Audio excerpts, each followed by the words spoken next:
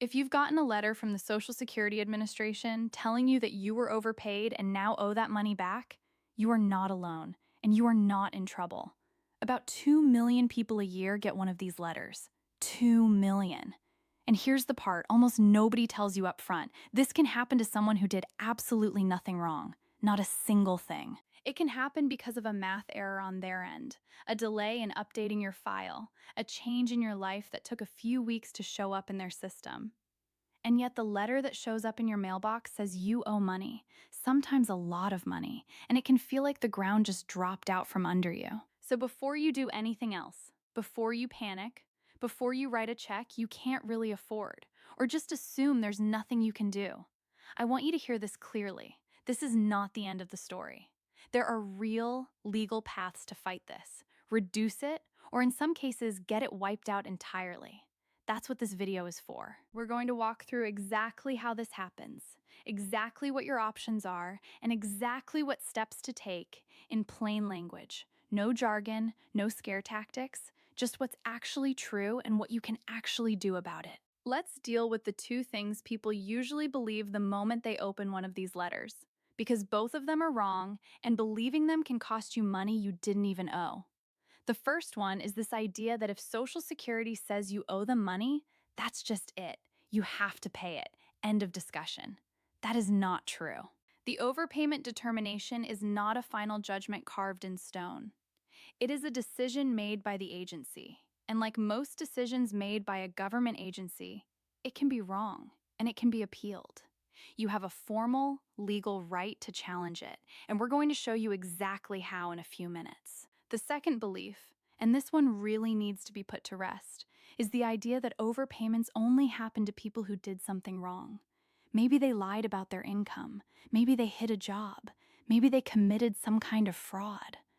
For the overwhelming majority of people who get these letters, that is simply not what happened. Most of these situations trace back to Social Security's own calculation mistakes, or to a normal life change that didn't get updated in their system fast enough.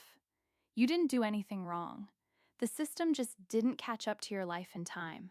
Keep that in your head as we go through this, because it matters for what you're allowed to ask for. So let's slow down and really understand how these overpayments happen in the first place, because understanding the cause helps you understand your options later.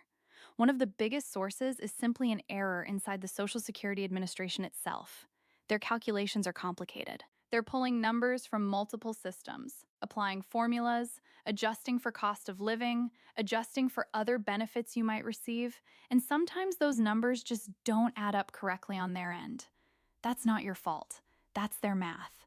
Another very common cause is a change in your income. Maybe you picked up part-time work. Maybe your investment income shifted. Maybe your household income changed in some way that affects your benefit amount. If that information isn't reported right away, or if it's reported but takes time to actually get processed and applied to your monthly payment, the agency can keep sending you the old, higher amount for weeks or months before catching up. By the time they catch up, they've already paid you more than you were supposed to get, and now they're calling that an overpayment. The same thing happens with changes in work status. If you go back to work, if you stop working, if your hours change in a way that affects your eligibility or your benefit amount, there's often a lag between when that change happens in your life and when it actually gets reflected in your Social Security file.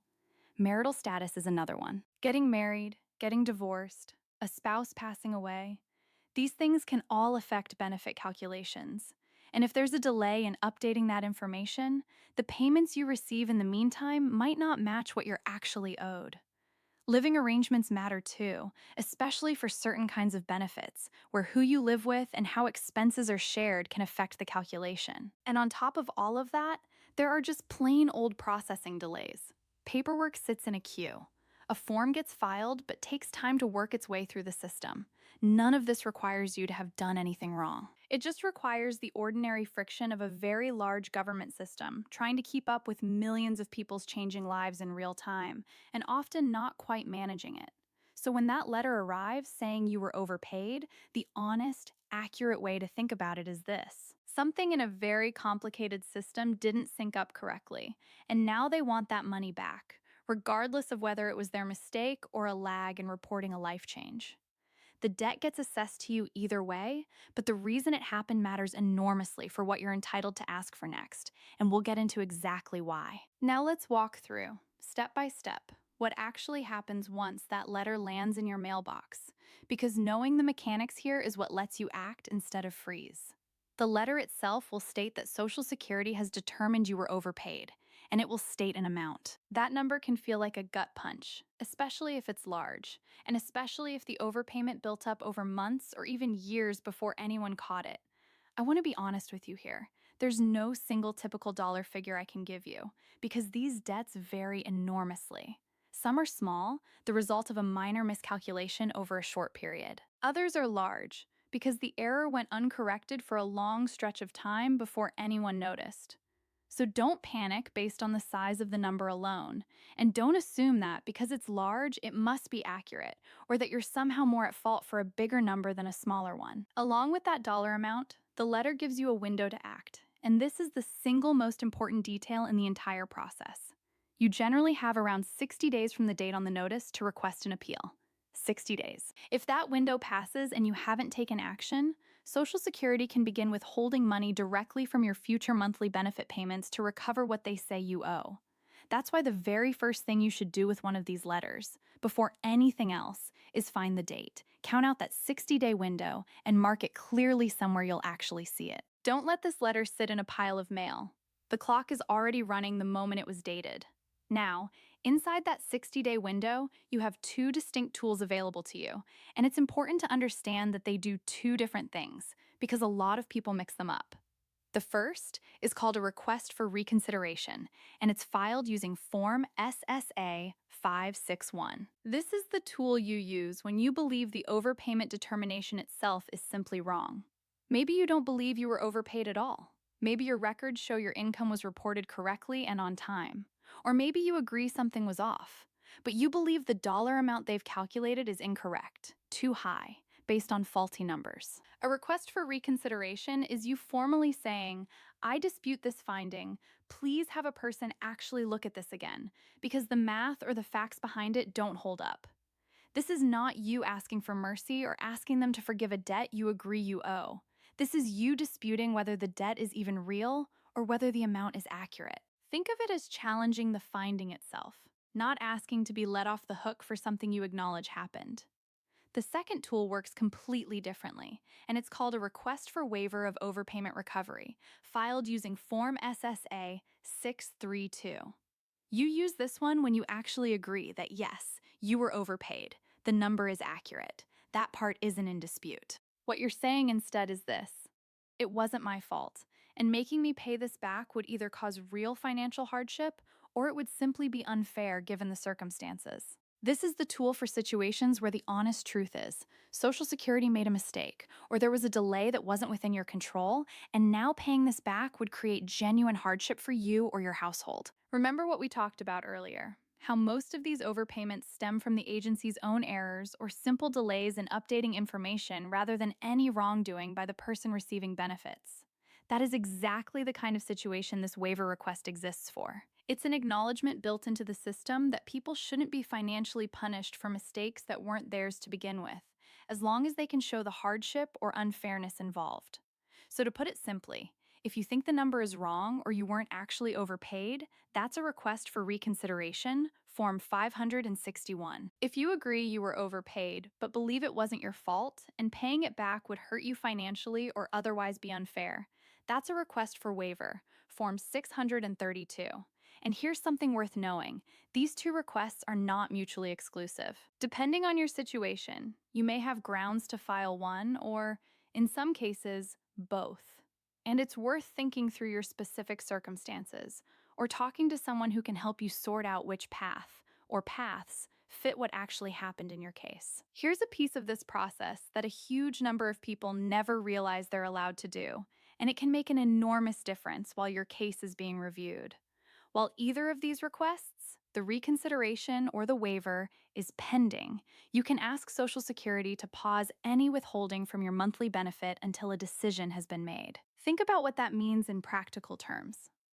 Without asking for this pause, Social Security could start pulling money out of your monthly check to recover the alleged overpayment while your dispute is still sitting there, unresolved, waiting for someone to review it. That means you could be losing income you depend on every single month for a debt that might ultimately be reduced, waived entirely, or found to be based on an error in the first place.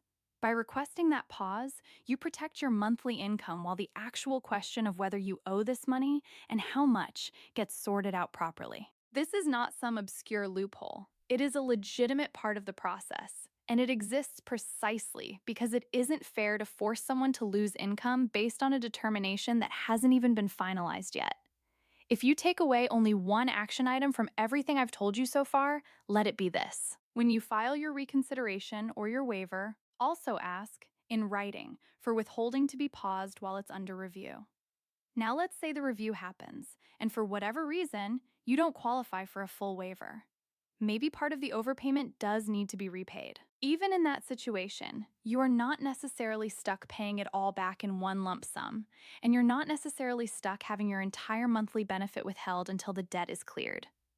Social Security has the ability to work out a repayment plan with you, spreading what you owe across smaller monthly installments instead of taking a large chunk, or your full benefit, all at once. If a lump sum payment or a full monthly withholding would cause you hardship, this is the option to raise.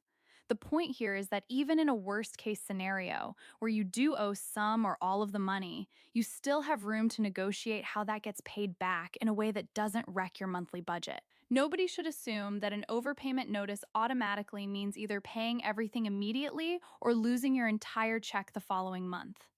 There is a middle path built into the system, and it exists specifically for situations like this. I want to take a moment here and just speak plainly to anyone watching this who has one of these letters sitting on their kitchen table right now, or who's had one for weeks and hasn't opened the envelope because it's stressful to even look at. I understand why this is frightening. A letter from a government agency telling you that you owe money you may not have, using words you don't fully understand, with a deadline attached, is genuinely stressful, especially if you're relying on that monthly benefit to cover rent, groceries, medication, the basic costs of living. But here's what I want you to really sit with. This situation, as unpleasant as it feels in the moment, is very survivable. The system that created this problem also has a built-in process for fixing it, precisely because the agency knows its own calculations aren't always right, and it knows life changes don't always get logged instantly. The entire purpose of everything we've walked through today, the reconsideration, the waiver, the ability to pause withholding, the option for smaller repayment plans, all of it exists so that nobody has to simply hand over money they don't actually owe or accept a repayment plan that causes real hardship out of fear or a lack of knowing these options exist. You are allowed to push back. You are allowed to ask questions.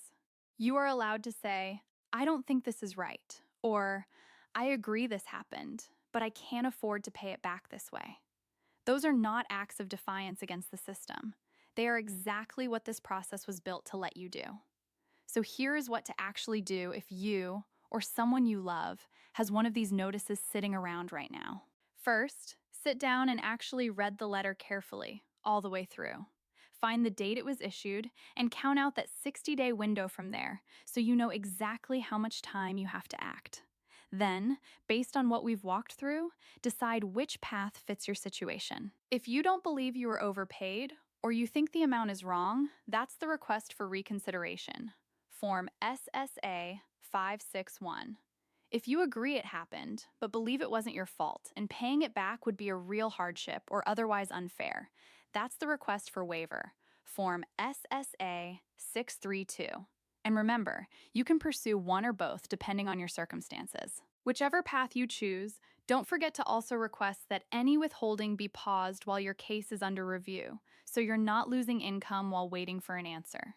The one thing you should not do is ignore the letter, or simply assume. There's nothing to be done, and start writing checks for an amount you're not even sure is correct.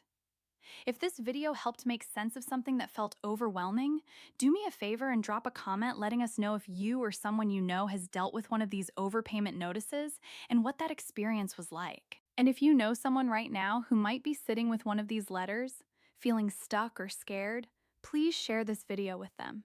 It might be exactly what they need to see today. One last thing before you go.